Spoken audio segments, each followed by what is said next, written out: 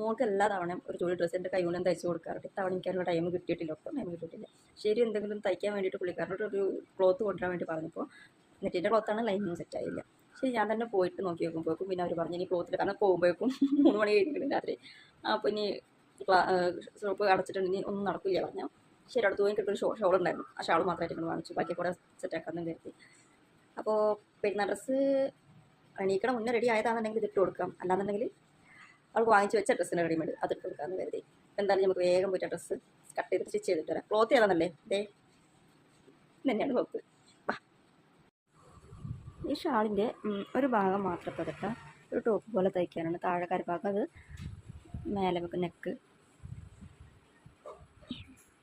ഈ വീതിയുള്ള ഭാഗത്തുനിന്ന് ഞാൻ താഴേക്കാൻ എടുത്തിട്ടുണ്ട് കേട്ടോ. ഇനിയുണ്ട് ബാക്കിയുള്ള ഭാഗങ്ങളിൽ ഇതുപോലെ ഫ്രണ്ടും വെക്കും. പറ്റുമെങ്കിൽ ഒരു ഷാളും പാൻറ്റും കൂടി ഇത് കിട്ടണം, നോക്കാം. അപ്പോൾ അതുപോലത്തെ 2 പീസ് കട്ട് ചെയ്തെടുത്തോട്ടെ ഞാൻ. 2 പീസ് കട്ട് ചെയ്തെടുത്തു. ഇനി ഷാളിൻ്റെ ബാക്കി എന്ന് പറയാൻ ഇത്രേ ഉള്ളൂ. അതിരിക്കട്ടെ, ഷാൾ എങ്ങനെയുണ്ട്, കൊള്ളാമല്ലേ? ഇനി നമുക്ക് പാൻറ്റും ഷാളും കൂടി കിട്ടുമോ എന്നുള്ളത് നോക്കാം. ഓക്കെ ഓക്കെ, നമുക്കിതിൽ പാൻറ്റ് കിട്ടിയിട്ടുണ്ട്. പാൻറ്റ് കിട്ടുന്ന സമയത്ത് ഞാൻ ക്രോച്ചിൻ്റെ ഭാഗത്ത് ലെങ്ത്ത് കുറച്ചിട്ടാണ് എടുത്തിട്ടുള്ളത്. അങ്ങനെ ഇപ്പോൾ കുറച്ചെടുക്കാനുള്ള കാരണം എന്താണെന്നുള്ളത് ഈ പറഞ്ഞുതരാവേ. ഇത് ഫുൾ ലെങ്ത്താണ്. ഈ ഫുൾ ലെങ്ത്തിൽ നിന്നും കുറച്ച് ക്രോച്ചിൻ്റെ ഒരു 6 ഇഞ്ചോളം കുറച്ചിട്ടാണ് ഞാൻ ക്രോച്ചിൻ്റെ ലെങ്ത്ത് മാർക്ക് ചെയ്ത് കട്ട് ചെയ്തിട്ടുള്ളത്. അതെന്തിനാണെന്ന് വെച്ച് കഴിഞ്ഞാൽ ഇവിടുന്ന് ഇത്രത്തോളം എനിക്ക് വീതിയിൽ കിട്ടും. ആ വീതി വെച്ച് എനിക്ക് എന്ത് ചെയ്യാം, നമുക്ക് ഷാളാക്കാം ഈ ഒരു പീസ്. പിന്നെ വരുന്ന ബാക്കി പീസ് ഇനി ഇത്രയുള്ള ഒരു 1/2 മീറ്ററോളം ഉണ്ടാവുള്ളൂ.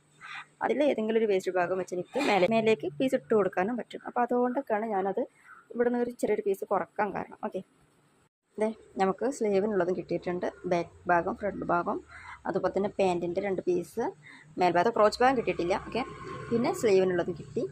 ഇനി ബാക്കിയുള്ള ക്ലോത്ത് എന്ന് പറയാൻ ഈ ഒരു പീസ് മാത്രമേ ഉള്ളൂ. ഞാൻ പറഞ്ഞല്ലോ, പാൻറ്റിൻ്റെ ക്രോച്ച് ഭാഗത്തുനിന്ന് വെട്ടിക്കഴിഞ്ഞതിൻ്റെ ശേഷമുള്ള ബാക്കി ക്ലോത്ത്. ഓക്കെ,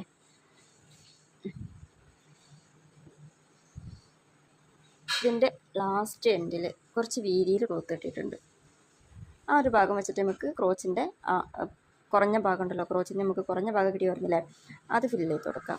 പിന്നെ ഇവിടെ ഒന്ന് ക്ലിയർ ചെയ്തിട്ട് അയച്ച് വൃത്തിയാക്കി കഴിഞ്ഞാൽ ഇത് ഷാളായിട്ടും കിട്ടാൻ ചാൻസ് ഉണ്ടെന്നല്ല, കട്ട് ചെയ്യുന്ന സമയത്ത് എനിക്ക് അത്ര കോൺഫിഡൻസ് ഉണ്ടായിരുന്നില്ല. ഷാൾ കൂടി കിട്ടുമോ എന്നുള്ളൊരു ചെറിയൊരു ഇതുണ്ടായിരുന്നു. ഇപ്പോൾ കോൺഫിഡൻസ് ആയി, ഫുള്ളായിട്ട് കിട്ടുന്നുള്ളത്. എല്ലാം വെട്ടി കഴിഞ്ഞ് ലാസ്റ്റ് വൺ ഈ ഒരു പീസ് കൂടെ ഉണ്ട്. ഇതുകൊണ്ട് നമ്മുടെ നെക്കിന് ഈ ഒരു പീസ് നെക്കിന് വെച്ച് കൊടുത്താലോ എന്നുണ്ട്. ശ്രമം മാത്രമേ ഉള്ളൂ, നടന്നില്ലെങ്കിൽ ഒഴിവാക്കും. ഇനി എന്തായാലും നമുക്ക് ക്ലോത്ത് തയ്ച്ചിട്ട് മൂട്ടിട്ട് കൊടുത്തിട്ട് കാണാം. തയ്ക്കുന്ന വീഡിയോ എടുക്കുന്നില്ല, കാരണം അവിടെ എണീക്കുന്ന മുന്നേ എന്നിട്ട് പണി തീർക്കണം. അപ്പം കാണാം.